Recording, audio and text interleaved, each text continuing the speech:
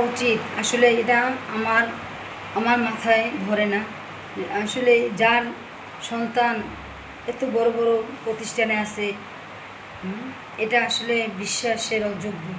একটা সন্তান কানাডা, একটা সচিব, আর একজন আপনার ভার্সিটির একজন টিচার, বিশেষ করে।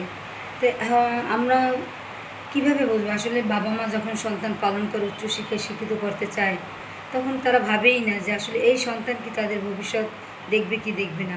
কোনো বাবা মাই এরকম চিন্তা করে সন্তান জন্ম দেয় না কিংবা লালন পালন করে না। বাবা মার দায়িত্ব সন্তান মানুষের মতো মানুষ করা, কিন্তু সেই মানুষ নামের অমানুষ করে যদি সেই মায়ের লাশ ঘরে বসে পৌঁছে, তাহলে এই জীবনের কি মূল্য আমাদের?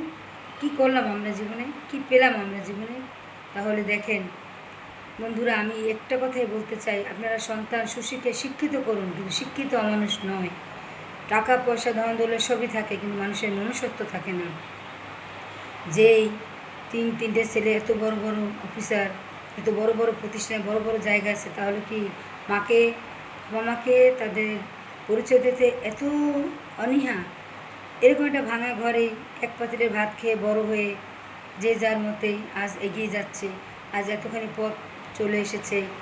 একটা মেয়ে যার 4তলা বিল্ডিং, তারই 4তলায় তার মা একটি রুমে বছর পর ঢুকে 6-7 দিন মৃত অবস্থায় থাকার পর সেই মাটা যদি তাকে মৃত অবস্থায় দেখেও, হয়তোবা সে দেখছে কিনা জানি না, কিন্তু আমাদের মনে হয় যে সে দেখেও তাকে সারা শব্দ করেনি।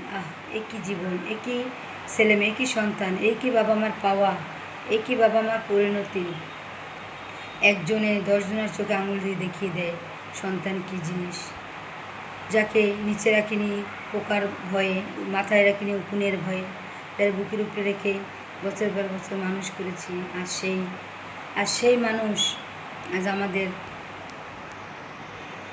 আর বলতে পারতেছি না, আমার গলা, আমার মন, বুক সব আটকে আসতেছে।